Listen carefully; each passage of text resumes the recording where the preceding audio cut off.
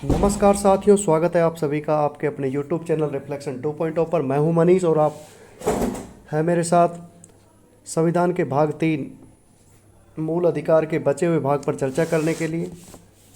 साथियों, सेशन को जल्दी से लाइक कर दीजिए, शेयर कर दीजिए और सब्सक्राइब कर दीजिए। हमने जो कल पढ़ा था उसको रिकैप कर लेते हैं। कल तक हमने आर्टिकल 15 तक जाना है। 1 से 15 आर्टिकल हमने जान लिए हैं। तो और लास्ट डे कल की क्लास में 14 और 15, जिन्होंने वीडियो को नहीं देखा है वो एक बार वीडियो को वॉच कर लें। पहले वो 14 और 15 नंबर आर्टिकल को पढ़ें अच्छे से, उसके बाद आगे समझ में आएगा इजीली। जो मूल अधिकार है संविधान के भाग 3 से रिलेटेड है। आर्टिकल 12 से शुरू होते हैं और कहाँ तक जाते हैं? 35 तक। कहाँ तक जाते हैं? 35 तक। 12 से 35 के बीच जितने भी आर्टिकल होंगे वो किससे होंगे? मूल अधिकार से। किससे होंगे? मूल अधिकार से। क्लियर? हमने 15 आर्टिकल तक जिक्र कर लिया है। आज हम 16 नंबर आर्टिकल पढ़ेंगे। उससे पहले मैं कुछ चीज़ें बताना चाहूँगा। आप जो मूल अधिकार था, सबसे पहले जो इसको भारत का मैग्ना कार्टा कहा जाता है, ये ऑलरेडी हम डिस्कस कर चुके हैं। तो मूल अधिकारों का जो जननी है वो कहा जाता है ब्रिटेन को। मूल अधिकारों का जननी किसको कहा जाता है? की जननी। ये किसे कहा जाता है? ब्रिटेन। क्योंकि ब्रिटेन के राजा ने सबसे पहले 1215 ईस्वी में मैग्ना कार्टा पर हस्ताक्षर करके और वहाँ के लोगों को कुछ अधिकार दिए थे। इतिहास में पहली बार ऐसा हुआ था जब किसी ने कोई लिखित रूप में अधिकार दिए जा रहे थे। मतलब अपनी शक्ति को सीमित किया गया था, कुछ अधिकार जनता को दिए गए थे। तो इसलिए मूल अधिकारों का जननी किसको कहा जाता है? ब्रिटेन को कहा जाता है। लेकिन मूल अधिकारों का father of fundamental duties, fundamental rights, sorry, ये कहा जाता है अमेरिका को। क्योंकि अमेरिका ने 1791 ईस्वी में जब उनका संविधान निर्माण हुआ है, जब देश, तो उन्होंने संविधान में सबसे पहले, संविधान लिखित रूप में सबसे पहले कहाँ पे मूल अधिकार चालू हुए थे? अमेरिका में। ठीक है, क्लियर? तो मूल अधिकारों की जननी ब्रिटेन है और father of fundamental rights America है। तो क्लियर हो गया होगा। मूल अधिकारों की जननी किसे कहा जाता है? ब्रिटेन को। और मूल अधिकारों का जनक किसे कहा जाता है? अमेरिका को। और हमने जो मूल अधिकार कहाँ से लिए? किसके संविधान से अधिग्रहित किए? अमेरिका से। क्लियर? अमेरिका से हमने संविधान में मूल अधिकारों को लिया है। मूल अधिकारों की जननी ब्रिटेन को कहा जाता है, मूल अधिकारों के जनक अमेरिका को कहा जाता है। और रीजन क्या था वो मैंने स्पष्ट कर दिया आपके सामने। तो एक बार रिकैप कर लेते हैं। आर्टिकल 12 में राज्य की परिभाषा दी गई है। राज्य के अंदर क्या क्या सम्मिलित होंगी उन बातों को आर्टिकल 12 के अंदर बताया गया। आर्टिकल 13 में बताया गया कि मूल अधिकारों के असंगत कोई भी विधियां जो बनेगी उसको नल और वाइड कर दिया जाएगी और ये जस्टिसेबल है। तथा आर्टिकल 14 में विधि की समता और विधियों का समान संरक्षण के बारे में बात की। समता हमने ब्रिटेन से लिए और समान संरक्षण अमेरिका से लिया है। आर्टिकल 15 में राज्य, धर्म, मूलवंश, जाति, लिंग एवं जन्म स्थान केवल इनके आधार पर किसी से विभेद नहीं करेगा। इनके अलावा किसी भी अलग आधार पर विभेद कर सकता है, लेकिन केवल जो 5 वर्ग बताए उन्होंने, कौन कौन सा? जाति, धर्म, मूलवंश, लिंग तथा जन्म स्थान, इनके आधार पर व्यक्तियों में विभेद नहीं करेगा। तो ये आर्टिकल हमने 15 में पढ़ा था। और आर्टिकल 15 पे मूवी बनी हुई है, आर्टिकल 15 जाके देख सकते हैं आप। और काफ़ी अच्छे है कि इसके अकॉर्डिंग, इसके बनने के बाद भी भेदभाव होता है। तो कई सार्वजनिक जगह है जहाँ पे अलाउ नहीं किया जाता। सबरीमाला जो मंदिर है उसमें लेडीज़ों को अलाउ नहीं किया जाता। तो वो, जबकि आर्टिकल 15 में लिखा है किसी के लिए सार्वजनिक शौचालय, आर्टिकल 15(2) में लिखा है कि सार्वजनिक शौचालय, सार्वजनिक कुएँ वगैरह सभी के लिए खुले होंगे, मंदिर वगैरह। लेकिन अभी भी विभेद होता है। और आर्टिकल 15 इसी बेस पे बनी एक मूवी है, आप देख सकते हैं, अच्छे से समझ सकते हैं। और आप अपने आसपास भी देख रहे होंगे इस प्रकार के माहौल में होता है। अब हम चर्चा करते हैं आर्टिकल 16 की। आज की क्लासेज हमारी शुरू होती है आर्टिकल 16 से। आर्टिकल 16 क्या कहता है कि लोक नियोजन के विषय में किसके विषय में? लोक नियोजन के विषय में। अवसर की समानता है, समता है। और किसको? सिर्फ भारतीय नागरिकों को।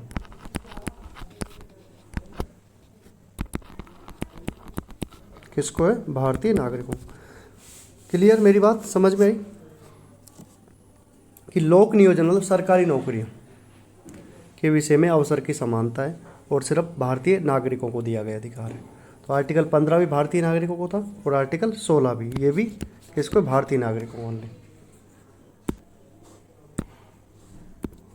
तो आर्टिकल 16 1, जिस प्रकार आर्टिकल 15 में सब क्लोज कितने थे? 6 थे, उसी प्रकार आर्टिकल 16 में भी सब क्लोज कितने हैं? 6 हैं। कितने हैं? 6 हैं। 16 एक क्या कहता है कि राज्य के अधीन सभी नागरिकों को नियुक्तियों के अवसर की समानता होगी। मतलब राज्य के अधीन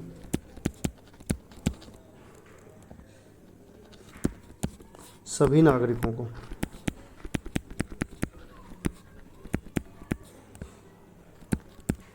के लिए अवसर की समानता होगी, समता होगी।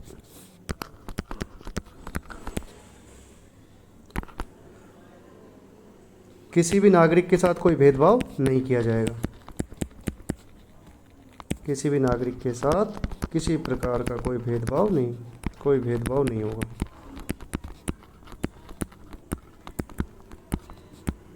नहीं होगा।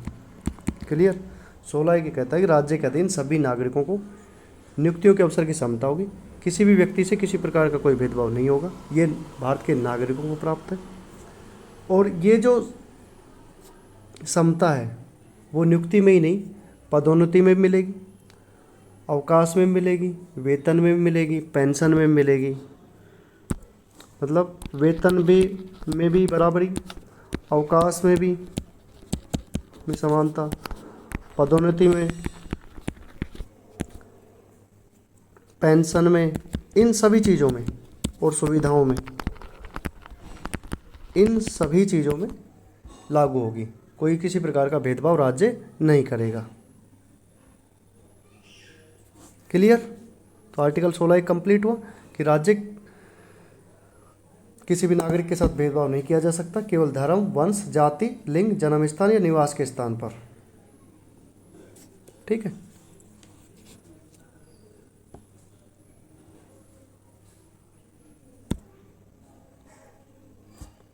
अब आर्टिकल 16(2), 16 में सब क्लोज 6 हैं, तो 16(1) को हमने बताया कि किसी के साथ कोई भेदभाव नहीं करेगा। 16(2) में क्या कह रहा है कि किसी भी नागरिक को केवल धर्म, मूलवंश, जाति, लिंग, जन्म स्थान, ये तो हमने पढ़े थे 15(2) में भी पढ़े थे ऑलरेडी, लेकिन इसके अलावा उद्भव व निवास स्थान, इनमें से किसी के आधार पर भी राज्य के अधीन नियुक्तियों में विभेद नहीं किया जाएगा। क्लियर? कि धर्म, मूलवंश, जाति, लिंग, जन्म स्थान, उद्भव और निवास, इनमें से किसी भी आधार पर, कोई भी एक आधार को लेके आपसे किसी प्रकार का कोई विभेद नहीं किया जाएगा। किसके अवसरों में? रोजगार में। अगर किसी को नौकरी देनी है और उसमें ना किसी जाति से भेदभाव किया जाएगा, ना किसी धर्म से, ना मूलवंश से, ना लिंग से, ना जन्म स्थान, ना निवास स्थान के आधार पर। ये क्या है? सिर्फ गवर्नमेंट के लिए, ना कि प्राइवेटाइजेशन के लिए। कि प्राइवेट में निजी कार्यालय और निजी क्षेत्र की नौकरियों के लिए नहीं है। किसके लिए? ओनली गवर्नमेंट के लिए। अब आता है आर्टिकल 16(3). 3 पढ़ ली हमने, 2 पढ़ ली सब क्लोज। अब 3 पे, इसके अंतर्गत कुछ छूटें दी गई हैं राज्य को लोक नियोजन के विषय में। निवास की शर्त को, जो निवास की शर्त 16(3) में कहा गया है कि राज्य को लोक नियोजन के विषय में जो निवास स्थान की जो शर्त है,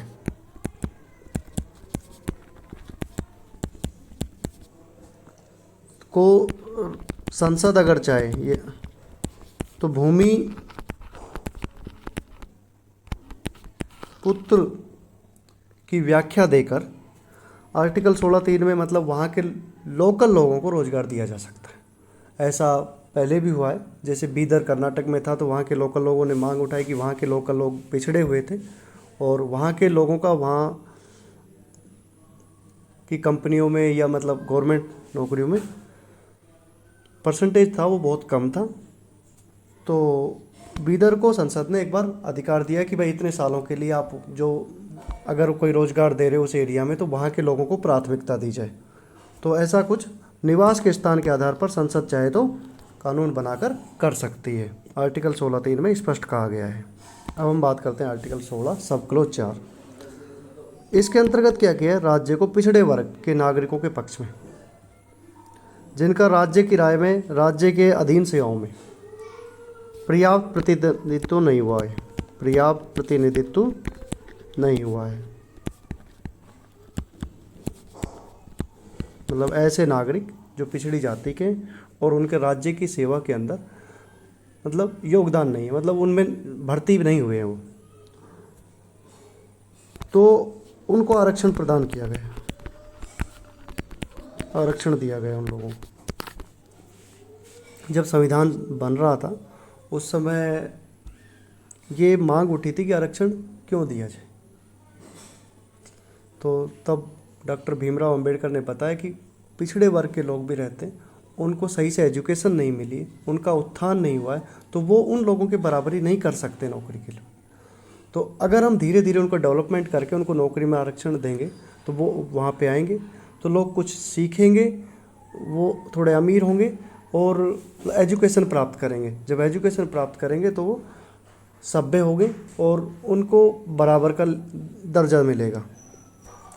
तो ये बाबा भीमराव अंबेडकर की मांग थी उस समय और उसको रखा गया कि अगर पर्याप्त प्रतिनिधित्व नहीं है तो उनको आरक्षण दिया जाएगा। अब आरक्षण 2 शर्तों पे दिया गया इनका। पहली बात, पहला तो कि सामाजिक और शैक्षणिक दृष्टि से जो वर्ग है सामाजिक तथा शैक्षणिक दृष्टि से पिछड़ा हो।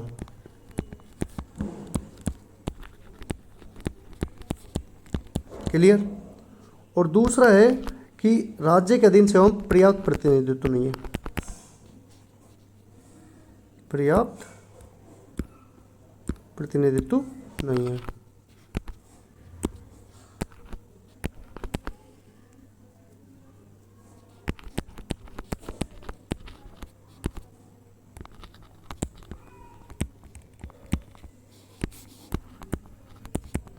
राज्य की सेवा इन 2 आधारों पे सिर्फ आरक्षण दिया जा सकता है। क्लियर। इसके अलावा किसी और आधार पर आरक्षण नहीं दिया जाएगा। तो जब ऐसा हुआ तो 1953 में एक आयोग का गठन किया गया, काका कालेकर, और अब पिछड़ा वर्ग को भी देना था। अब पिछड़े में कौन कौन शामिल किया जाए, कौन कौन नहीं किया जाए, तो एक काका कालेकर आयोग का के नेतृत्व में एक प्रथम पिछड़ा वर्ग आयोग का गठन किया गया। किसके नेतृत्व में? काका कालेकर। कब गठन किया गया? 1953 में, कि भाई कौन कौन पिछड़ी जातियों में शामिल होगा, किसका प्रतिनिधित्व नहीं हुआ है। तो इन्होंने टोटल कितनी बताई? 2399 जातियाँ बताई और कहा कि इतनी जातियों को शामिल कर लीजिए, पिछड़ा वर्ग में इतनी जातियाँ हो सकती हैं। और इसके अलावा सभी वर्ग, चाहे वो जनरल वर्ग हो या ओबीसी, किसी प्रकार की, मतलब सारी महिलाएं भी शामिल होंगी, क्योंकि महिलाओं की सेक्शन नहीं मिली थी उस समय तक, तो महिलाओं को भी शामिल करने की जिक्र किया गया। उसके बाद क्या हुआ? 1979 में वीपी मंडल की सरकार बनी, मतलब जनता पार्टी सरकार बनी, और वीपी मंडल इसके लीडरशिप में 1979 में एक आयोग का गठन किया गया, मंडल आयोग, कि जो पहला काके कालेकर आयोग था उसकी समीक्षा करने के लिए कि भाई ये एक्चुअल में सही चीज़ है नहीं, क्योंकि मांग उठ रही थी आरक्षण की। तो इसने सुझाव दिया, जाति तथा वर्ग दोनों को एक दूसरे को पूरक माना। जाति क्या है और वर्ग क्या है, इन दोनों को एक दूसरे को पूरक माना कि भाई एक दूसरे से मिला हुआ है। और इसके अनुसार जो पिछड़ी जाति है वही क्या हो गया, पिछड़ा वर्ग हो गया, पिछड़ा वर्ग हो गया। जितनी पिछड़ी जातियाँ थी उन सबको पिछड़ा वर्ग मान दिया। तो इस प्रकार इन्होंने कितनी जातियों को बताया, 3743। उन्होंने कितना बताया था, 2399। इन्होंने 3743। और सार्वजनिक सेवा में 27% आरक्षण की सिफारिश की कि भाई ओबीसी को या बैकवर्ड जो क्लासेज उनको 27% आरक्षण दे दिया जाए। 1990 में वीपी सिंह की सरकार बनी तो इन्होंने 27% आरक्षण दे दिया, वीपी सिंह सरकार ने सबसे पहले। अब ये मामला चला गया सुप्रीम कोर्ट में। जब कुछ आरक्षण दिया जाएगा तो मामला कहीं ना कहीं तो फंसेगा। कोई भी अगर गवर्नमेंट अगर कुछ करेगी तो उसको चेक करने के लिए कौन बैठा है ऊपर, सुप्रीम कोर्ट। तो रिट गई कहाँ पे, सुप्रीम कोर्ट में। तो सुप्रीम कोर्ट ने इसके एवज में क्या निर्णय दिया, पहला निर्णय ये दिया कि आर्थिक आधार जो दिया था इन्होंने कि आर्थिक आधार पर भी दिया जाए, तो आर्थिक आधार को तो अवैध घोषित कर दिया कि आर्थिक आधार पर आप नहीं दे सकते, क्योंकि भारतीय जो संविधान है वो आर्थिक पिछड़ेपन को परिभाषित ही नहीं करता है। भारत के संविधान में सिर्फ शैक्षणिक और सामाजिक रूप से पिछड़े वर्ग की बात कही गई है। दूसरी बात कि इन्होंने सामाजिक और शैक्षणिक आधार पर 27% जो आरक्षण था उसको वैध मान लिया।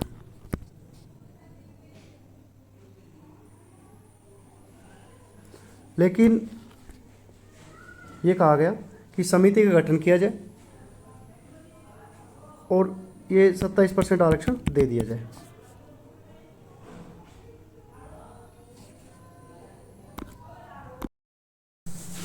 तो आर्टिकल 16(4) में क्या कहा गया था, 16/4, इसमें कहा गया था कि राज्य को पिछड़े वर्ग के नागरिकों के पक्ष में जिनका राज्य की राय में राज्य के अधीन सेवाओं में एक तो पर्याप्त प्रतिनिधित्व नहीं हुआ हो, पर्याप्त प्रतिनिधित्व नहीं हो, और दूसरी बात है कि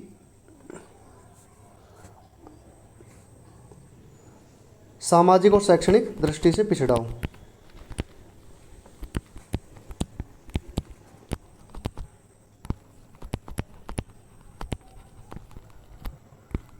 दृष्टि से पिछड़ा हो। अगर ये दो कंडीशन होती है तो इन्हीं के आधार पर आरक्षण दिया जाएगा राज्य के अधीन सेवाओं में भारतीय नागरिकों को। मूल संविधान में पिछड़ा वर्ग को परिभाषित नहीं किया गया है कि पिछड़ा वर्ग क्या होगा, इसमें कौन कौन सी जातियाँ आएंगी, इसके बारे में संविधान में कहीं भी परिभाषा नहीं है। लेकिन आर्टिकल 340 अनुच्छेद कहता है कि राष्ट्रपति को पिछड़े वर्ग की पहचान करने के लिए आयोग गठित करने की शक्ति प्रदान कर सकता है। मतलब आर्टिकल 340 के तहत राष्ट्रपति चाहे तो पिछड़ा वर्ग की पहचान करने के लिए एक कमेटी का गठन कर सकता है, उसकी शक्ति प्रदान की गई है। तो उसके आधार पर एक कमेटी गठित की गई। सबसे पहले कमेटी कब गठित हुई, 1953 में, काका कालेकर आयोग। उसने कितनी जातियां बताई, 2399 जातियां को पिछड़ा वर्ग में शामिल करने की अनुशंसा की, और साथ में सभी वर्गों की महिलाओं को भी, प्लस महिलाएं।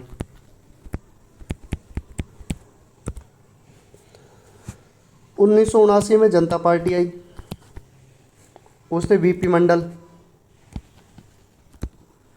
कमीशन बनाया मंडल की अध्यक्षता में। इसमें 3743 जातियों को पिछड़े वर्ग में शामिल करने की अनुशंसा की गई और 27% पिछड़े वर्ग को आरक्षण की प्रदान करने की सिफारिश की। वीपी सिंह की सरकार जब बनी 1990 में, वीपी सिंह की सरकार, तो उन्होंने इस बातों को मान लिया और 27% आरक्षण दे दिया। 1991 में नरसिम्हा राव आए, उन्होंने 10% और अपनी अपनी सरकार जो ज़्यादा करेगा तो उसे 10% आरक्षण और दे दिया ईडब्ल्यूएस को, जो अभी हाल में दिया हुआ है 1991 में। ये किसकी सरकार थी? नरसिम्हा राव की।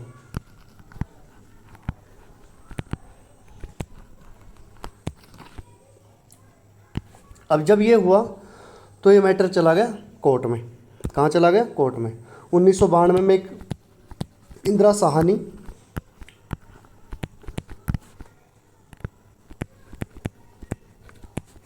वर्सेज भारत संघवाद।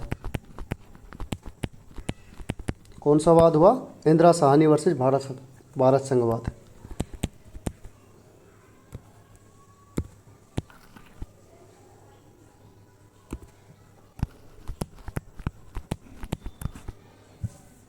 इसमें क्या हुआ कि जो भाई जब 10% आरक्षण दे दिया जाएगा तो आरक्षण की सीमा ज़्यादा बढ़ गई, 50% से क्रॉस कर गई। अब 50% से जब क्रॉस कर गई तो उच्चतम न्यायालय में इसको चुनौती प्रदान की गई, रिट लगी।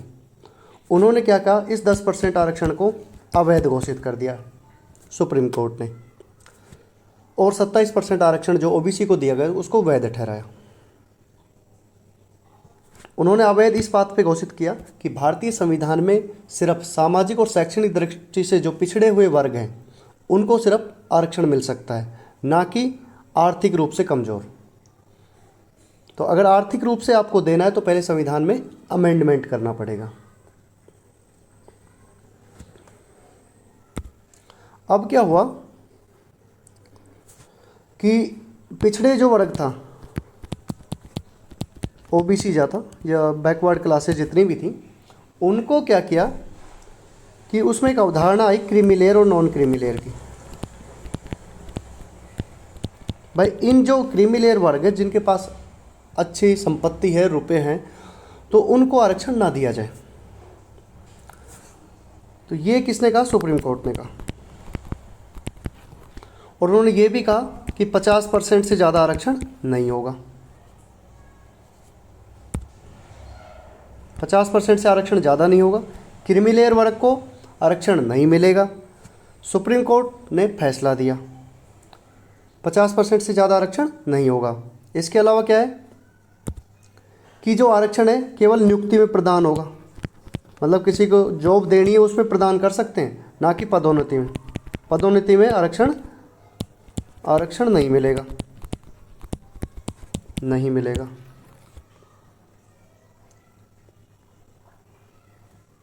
तो एक समिति का गठन किया गया जिसमें आय तथा पद को लेकर क्रीमी लेयर वर्ग के निर्धारण के आधार के रूप में तैयार किया गया। और अभी भी जो मेजर के इक्विवेलेंट रैंक है, मेजर से अबव रैंक है, उनको क्रीमी लेयर वर्ग में शामिल किया गया है। 2017 में हाल ही में जे रोहिणी इसके नेतृत्व में पिछड़ा वर्ग का उपवर्गीकरण के लिए कमेटी का गठन किया गया है। 102वां संविधान संशोधन हुआ 2018 में। उसके माध्यम से आर्टिकल 338 बी जोड़ा गया, 338 बी जोड़ा गया और उसमें राष्ट्रीय पिछड़ा वर्ग आयोग को मान्यता दे दी। तो ये कौन सा बना? राष्ट्रीय पिछड़ा वर्ग, नेशनल बैकवर्ड कमीशन। ठीक है, 338 बी में इसको मान्यता दी गई है। कौन सा संविधान संशोधन हुआ? 102 2018 में। 2017 में कमेटी बनती जय रोहिणी की अध्यक्षता में, और उन्होंने पिछड़ा वर्ग का उपवर्गीकरण किया गया, तो उसके आधार पर संविधान में संशोधन हुआ। 102 2018 में 338 बी जोड़ा गया। संसद के द्वारा 76वां एक संविधान संशोधन हुआ था 1994 में। तमिलनाडु को 69% आरक्षण दिया गया है। तो वहाँ पे बात आई कि तमिलनाडु को 69% आरक्षण क्यों है? तो इस मैटर को उठा के 9th अनुसूची में डाल दिया गया, 9th शेड्यूल में, कि इसको जो दे दिया वो दे दिया। मतलब 9th अनुसूची वो होती है कि जिसके में कोई भी जस्टिस, मतलब उसको न्यायवाद योग्य नहीं है, मतलब एक बार उस 9th शेड्यूल में डाल दिया, उसके बारे में दोबारा केस नहीं कर सकते सुप्रीम कोर्ट। अब एक क्वेश्चन आता है कि किसी भी जाति को राष्ट्रपति के द्वारा SC ST या OBC की सूची में शामिल किया जा सकता है। राष्ट्रपति ये कार्य मंत्रिपरिषद की सलाह पर करता है। तो किसी भी जाति को राष्ट्रपति के द्वारा SC ST या OBC के द्वारा में नहीं डाला जा सकता। पहली बात तो ये क्लियर है। वो एक आयोग का गठन करने की समिति की सिफारिश कर सकते हैं। आयोग सलाह देगा, आयोग परामर्श देगा। परामर्श तो राष्ट्रपति ये कार्य मंत्रिपरिषद की सलाह पर भी नहीं करता है। साथ ही किसी भी जाति को राष्ट्रपति के द्वारा SC ST या OBC में नहीं डाला जा सकता। इसके लिए क्या होता है, किसी भी जाति को अगर डालना है तो राष्ट्रपति क्या करेगा, आर्टिकल 341 1 राष्ट्रपति राज्यपाल, किसी राज्यपाल के पास, मतलब जिस राज्य के बारे में घोषणा करनी है, वहाँ अधिसूचना, लोक अधिसूचना जारी होगी। लोक अधिसूचना जारी होगी। वहाँ पे लोक अधिसूचना जब जारी हो जाएगी तो SC का जो अनुसूचित आयोग है, अनुसूचित जाति है, SC में अगर शामिल करना है किसी भी जाति को, तो उसके लिए लोक अधिसूचना जारी होगी। उसके बाद उद्घोषणा होगी 341 1 में। और 341 2 कहता है कि संसद उस सूची में, जो संसद के पास सूची आई है उस सूची में देखेगा, उसके बारे में कमेटी गठित करेगा और कमेटी गठित करने के बाद में उस जाति को सम्मिलित कर लिया जाएगा।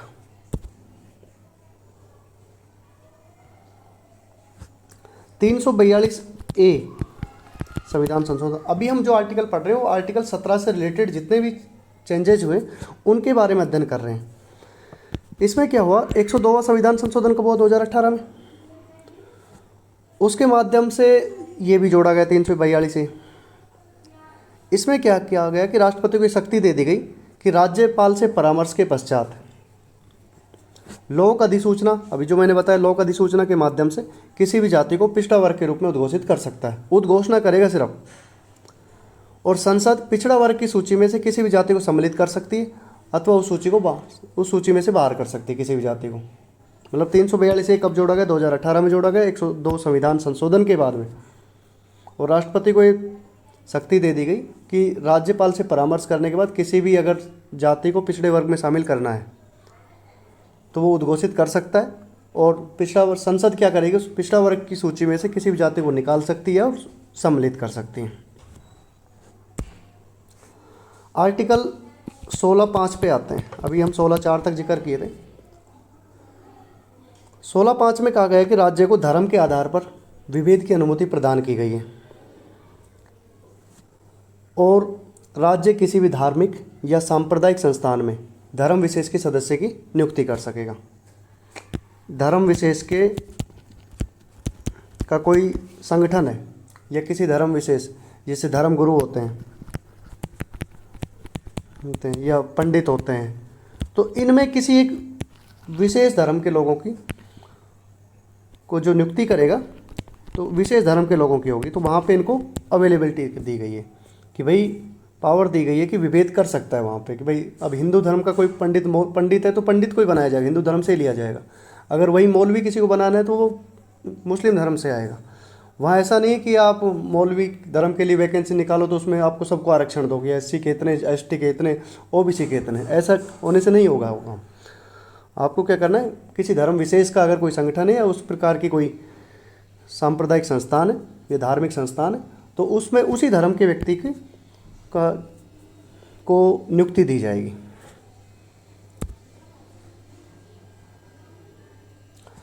16(6) में कहा गया कि 2019 में जोड़ा गया भी EWS के थ्रू। तो EWS में जोड़ा गया, इसके अंतर्गत कहा गया कि राज्य के अनुच्छेद 16(4) में जो भी थे उल्लेखित वर्ग थे उनके अलावा 10% आरक्षण EWS को प्रदान किया जाएगा और ये जो पूर्व निर्धारित सीमा से 10% की वृद्धि के साथ लागू किया जाएगा।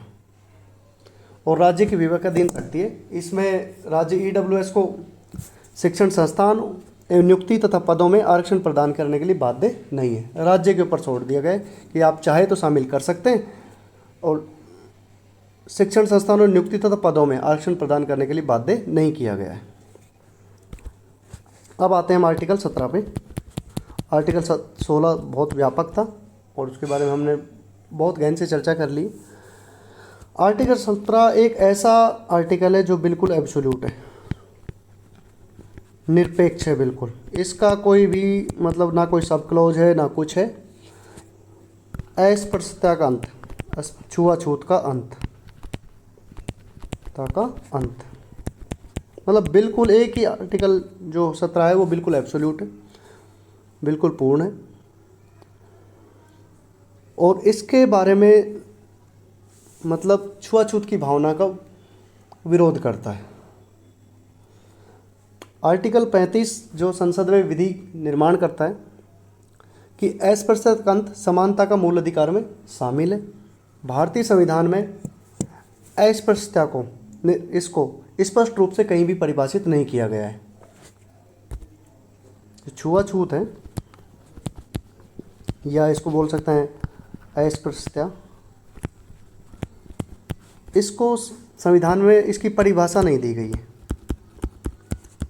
नहीं दी गई है पहली बात तो इसके लिए संसद समय समय पर कानून बनाती है और उसके बारे में परिभाषित करती है, या जो भी दंडनीय कोई अपराध करता है तो उसको दंड के लिए भी कानून बनाती है। तो 1955 में पहली बार एक अस्पृश्यता निवारण अधिनियम बना गया। इसका निवारण अधिनियम बनाया, कब बना? 1955 में। निवारण अधिनियम कब बना? 1955 में। उसके बाद 1976 में फिर इस पे काम हुआ, संसद ने कानून बनाया आर्टिकल 35 की मदद से। नागरिक अधिकार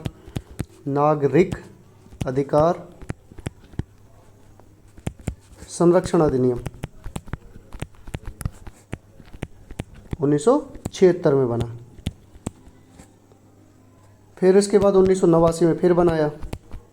मतलब संसद को जब लगेगा कि इसके बारे में कुछ हम, क्योंकि परिभाषित इसको किया नहीं गया अच्छे से, तो संसद को जब भी लगता है कि इसके साथ कुछ मतलब इससे रिलेटेड दंगे हो रहे हैं, फसाद हो रहे हैं या कुछ और ये लगता है कि इसको धीरे धीरे हम अच्छी की स्थिति में लेके जाएंगे, विकास की स्थिति में ले जाएंगे, तो एट्रोसिटीज जो SC/ST एक्ट था वो बनाया गया 1989 में। अनुसूचित जाति तथा जनजाति उत्पीड़न निवारण अधिनियम, एट्रोसिटीज एक्ट के नाम से जाना जाता है इसे।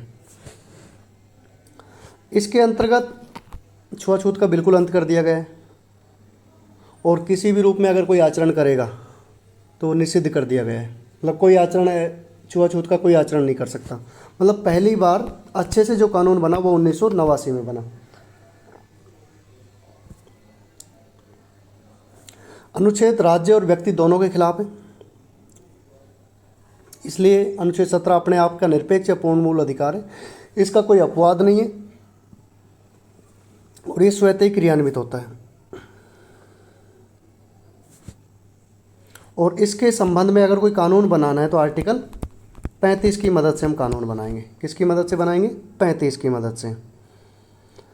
संसद के द्वारा सबसे पहले 1955 में अस्पृश्यता निवारण अधिनियम का निर्माण किया गया। फिर 1976 में नागरिक अधिकार संरक्षण अधिनियम, 1989 में SC/ST एट्रोसिटीज एक्ट बनाया गया। 2018 में अभी हाल ही में विवाद हुआ था काशीनाथ महाजन वर्सेज महाराष्ट्र सरकार में, तो इसे चुनौती दी गई थी, लेकिन ये एज इट इज है, सेम टू सेम 1989 वाला चल रहा है, इसमें कोई चेंजेस नहीं किया गया। तो थैंक यू। आर्टिकल 16 और 17 हमारे कंप्लीट हो गए। 1 से 17 आर्टिकल कंप्लीट हुए। इसके बारे में डिटेल्स वीडियो, सारी वीडियो मैं लिंक में प्रोवाइड करा दूंगा सभी वीडियो की। अगर किसी ने नहीं देखा है तो ज़रूर जाके देखिए वहाँ पे। और ये थोड़ा बड़ा टॉपिक है मूल अधिकार, और हमें पता भी होना चाहिए भारत के नागरिक होने के नाते। एक तो पहली बात तो ये है। दूसरा, किसी भी एग्ज़ाम की तैयारी करें तो उस एग्ज़ाम में इसके से रिलेटेड क्वेश्चन बहुत आते हैं और थोड़े डाउट वाले क्वेश्चन आते हैं, क्योंकि आर्टिकल 15, 16, 14 ऐसे के डाउट्स हैं जो आपको पता तो हैं लेकिन एक्चुअल डिफाइन नहीं कर पाएंगे आप उनको जब तक आप अच्छे से उनको समझेंगे नहीं। तो साथियों, इस सेशन में सिर्फ इतना ही। छोटों को प्यार दें, बड़ों का सम्मान करें और अपने आसपास इस प्रकार का माहौल विकसित करें कि महिलाएं अपने आप आपके साथ अपने आप को सुरक्षित महसूस करें। धन्यवाद।